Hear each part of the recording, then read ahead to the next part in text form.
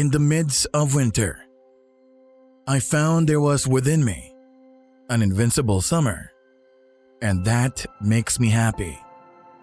For it says that no matter how hard the world pushes against me, within me, there's something stronger, something better, pushing right back.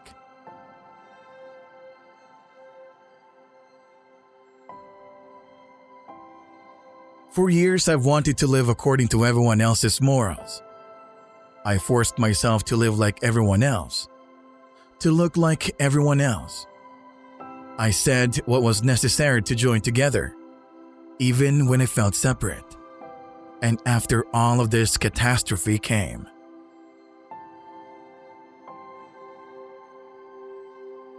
Now I wander amid the debris.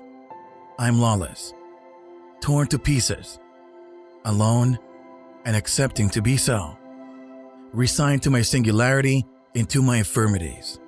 And I must rebuild a truth after, having lived all my life in a sort of lie.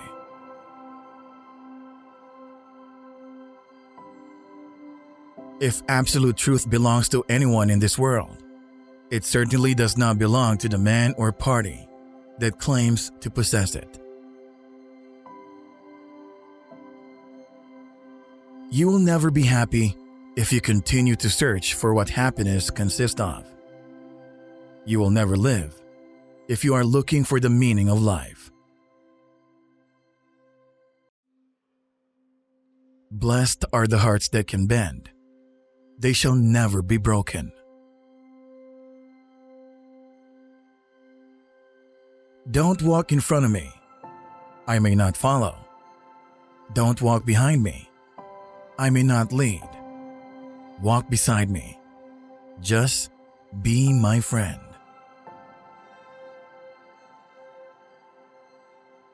I do not believe in God, and I am not an atheist.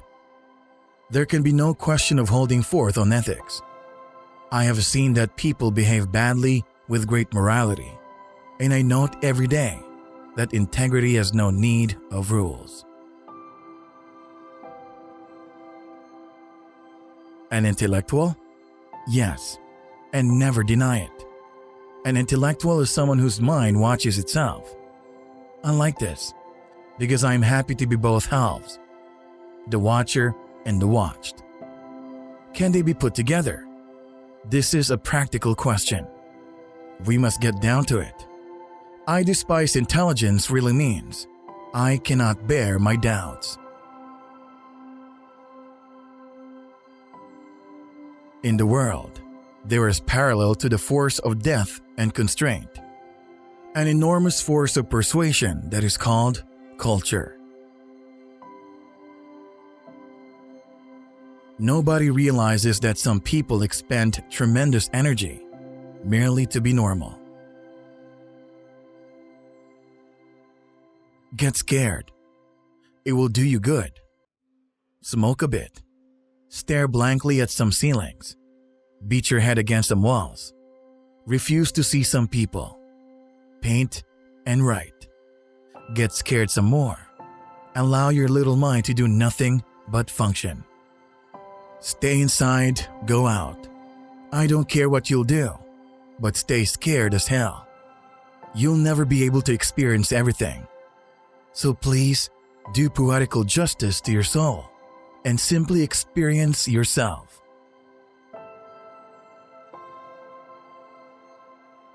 When you have once seen the glow of happiness on the face of a beloved person, you know that a man can have no vocation but to awaken the light on the faces surrounding him.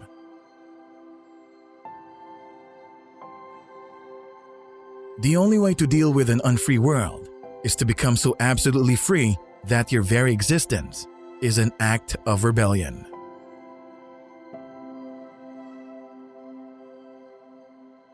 A man wants to earn money in order to be happy, and his whole effort and the best of her life are devoted to the earning of that money. Happiness is forgotten. The means are taken for the end. Find meaning. Distinguish melancholy from sadness. Go out for a walk. It doesn't have to be a romantic walk in the park. Spring at its most spectacular moment. Flowers and smells and outstanding poetical imagery smoothly transferring you into another world. It doesn't have to be a walk, during which you'll have multiple life epiphanies and discover meanings no other brain ever managed to encounter.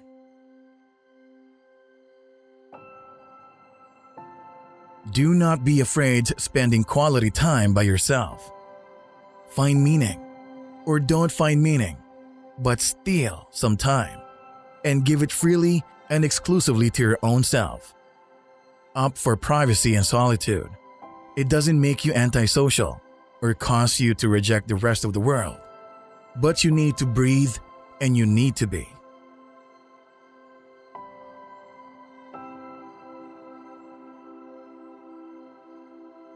I believe that I'm not responsible for the meaningfulness or meaninglessness of life, but that I am responsible for what I do with the life I've got. When someone is seeking, said Siddhartha, it happens quite easily that he only sees the thing that he is seeking, that he is unable to find anything, unable to absorb anything, because he is only thinking of the thing he is seeking, because he has a goal, because he is obsessed with his goal. Seeking means to have a goal, but finding means to be free, to be receptive, to have no goal.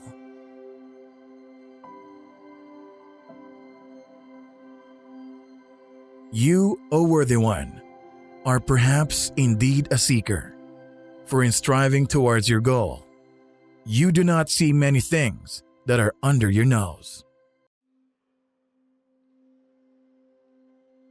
I have always believed, and I still believe, that whatever good or bad fortune may come our way, we can always give it meaning and transform it into something of value.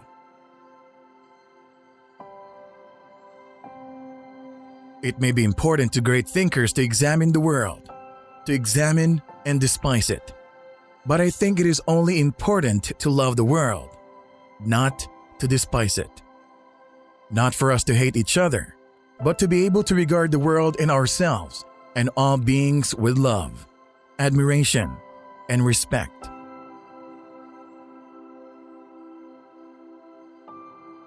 Most people are like a falling leaf that drifts and turns in the air, flutters, and falls to the ground. But a few others are like stars, which travel one defined path. No wind reaches them. They have within themselves their guide and path.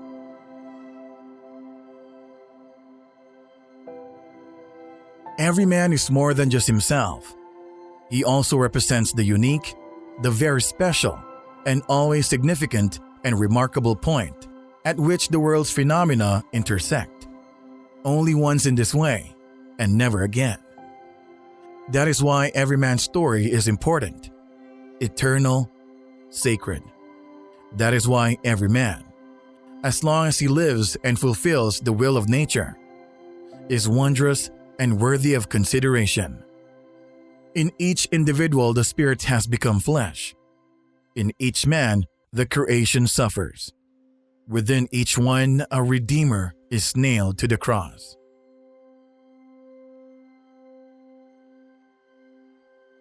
Learn what is to be taken seriously and laugh at the rest.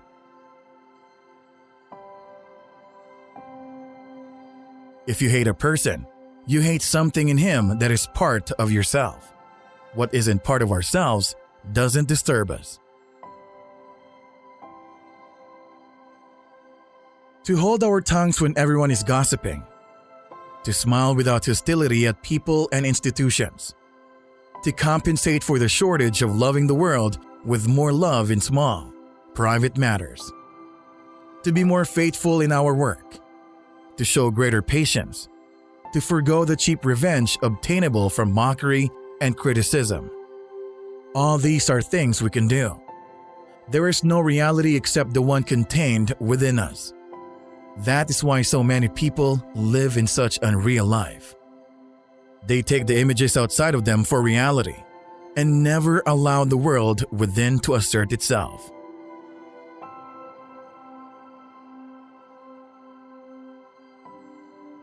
Words do not express thoughts very well. They always become a little different immediately after they are expressed, a little distorted, a little foolish. What could I say to you that would have be of value, except that perhaps you seek too much, that as a result of your seeking, you cannot find. I have been, and still am a seeker, but have ceased to question stars and books. I have begun to listen to the teaching my blood whispers to me.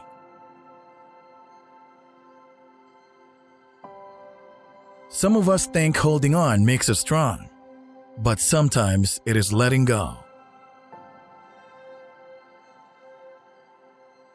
I began to understand that suffering and disappointments and melancholy are there not to vex us, or cheapen us or deprive us from our dignity, but to mature and transfigure us.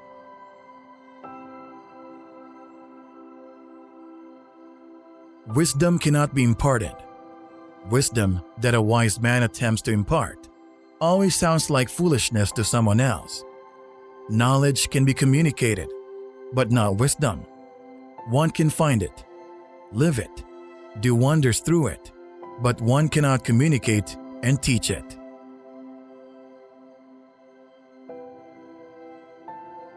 Oh, love isn't there to make us happy. I believe it exists to show us how much we can endure. Those who are too lazy and comfortable to think for themselves and be their own judges obey laws. Others sense their own laws within them. Often it is the most deserving people who cannot help loving those who destroy them.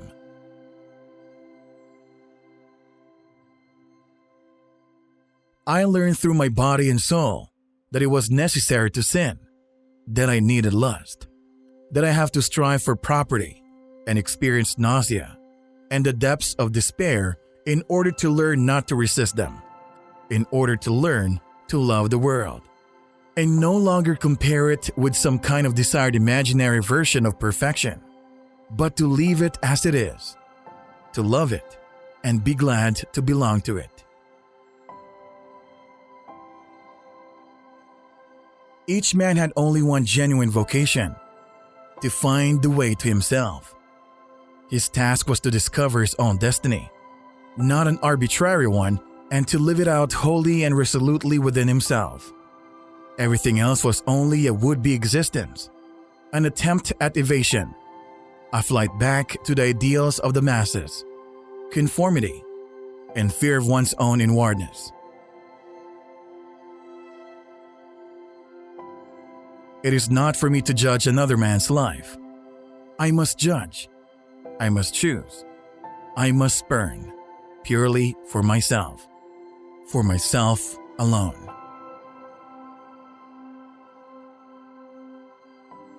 We are sun and moon, dear friend. We are sea and land. It is not our purpose to become each other.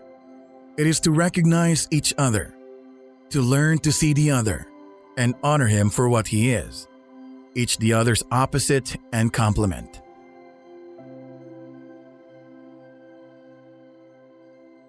Youth ends when egotism does. Maturity begins when one lives for others. Whoever wants music instead of noise, joy instead of pleasure, soul instead of gold, creative work instead of business, passion instead of foolery, finds no home in this trivial world of ours.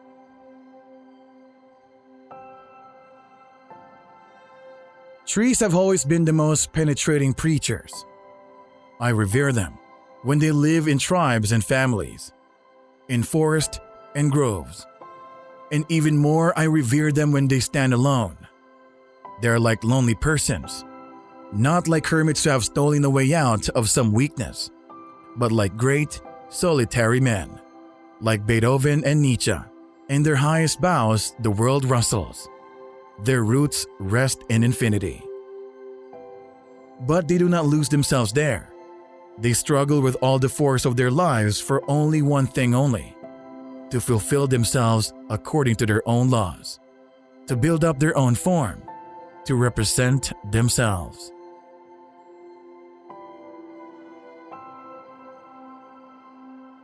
Nothing is holier. Nothing is more exemplary than a beautiful, strong tree. When the tree is cut down and reveals its naked death wound to the sun, one can read its whole history in the luminous described disc of its trunk, the rings of its years, its scars, all the struggle, all the suffering, all the sickness, all the happiness and prosperity stand truly written. The narrow years and the luxurious years, the attacks withstood, the storms endured.